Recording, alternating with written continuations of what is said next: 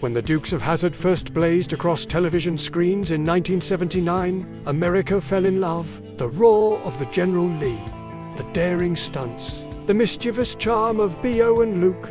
But beyond the iconic car chases and backwoods adventures, there was a cast reel, people each carrying their own stories, triumphs, and tragedies. More than 4 decades later, the faces we once knew have changed, some faded, some forever gone, others transformed by the passage of time. What happened to the stars behind the legend? Where are they now in 2025? Prepare yourself, because you just might not recognize them. Let's take a heartfelt look at the unforgettable lives of the Dukes of Hazzard, Caston and Knapp. Born on May 11, 1920 in Colorado, Denver Pyle brought Uncle Jesse to life with a mix of fierce wisdom and fatherly tenderness. At 59, he became the heart of the Duke family. Come in chaos, the guiding hand when B.O. and Luke strayed too far from the right path. Before becoming a TV patriarch, Pyle carved his way through gritty westerns like Bonanza and Gunsmoke. He'd known struggle long before fame, raised in poverty, working in coal mines and oil fields, scraping for survival before ever stepping into Hollywood. He shared a quiet, devoted marriage with Marilee Carpenter, but in 1988, cancer stole her from him, leaving a scar that never fully healed. Soon after, Pyle's own health declined. A lifelong smoker, he was diagnosed with lung cancer. Still, he devoted his final years to veteran support, becoming Uncle Jesse not just on screen, but in spirit. On Christmas Day, 1997, Denver Pyle passed away at the age of 77.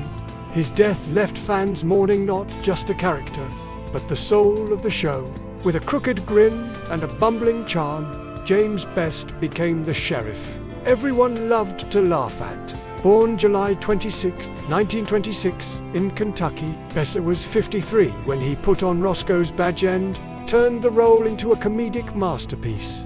But behind the kook catchphrases and goofy pursuits lay a man of deep pain. A World War II veteran, Best carried hidden wounds, battles with PTSD that haunted him in silence. He'd already starred in The Twilight Zone and The Caine Mutiny, proving his dramatic chops long before Hazzard County ever existed. But life off-screen wasn't easy. His first marriage ended in heartbreak. Depression followed. Eventually, he found stability with his wife, Dorothy Collier, and poured his soul into teaching, mentoring young actors in Florida. He also painted beautiful, Southern-inspired works that spoke of a simpler life. In his later years, chronic pneumonia made every breath a burden. On April 6, 2015, James Best passed away at the age of 88. Fans across the world wept not just for Sheriff Ross, but for the man who made him unforgettable. No villain wore white quite like Boss Hogg.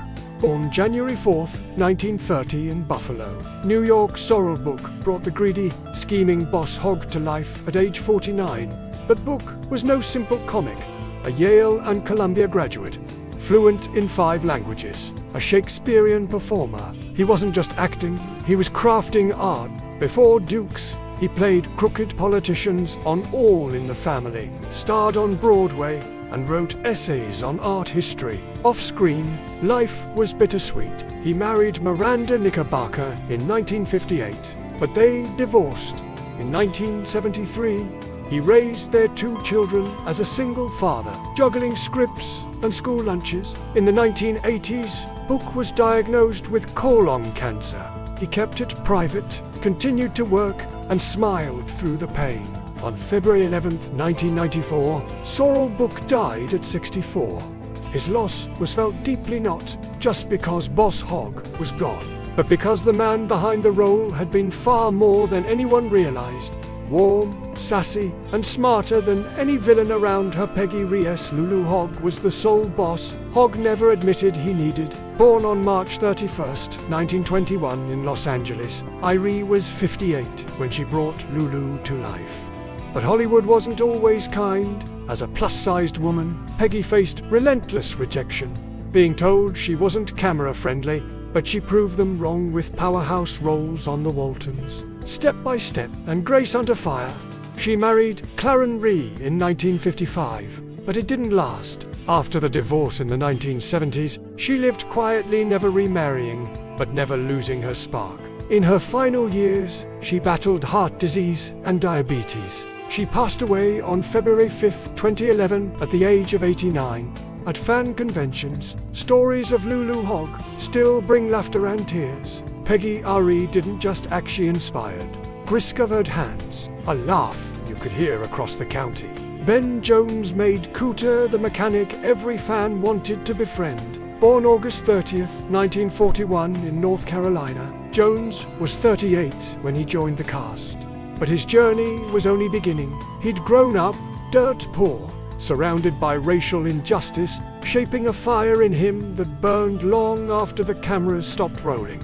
After Dukes traded Hollywood for Washington, serving as a U.S. congressman from 1989 to 1993, he championed farmers, blue-collar workers, and Southern heritage, but not without controversy. In 2015, Jones defended the Confederate flag on the General Lee stance that fractured friendships and drew public backlash. He later admitted how much it hurt. In 2020, heart disease slowed him down. But not for long. At 83 in 2025, Ben Jones is still attending fan events, still telling stories, still keeping the spirit of Cooter alive.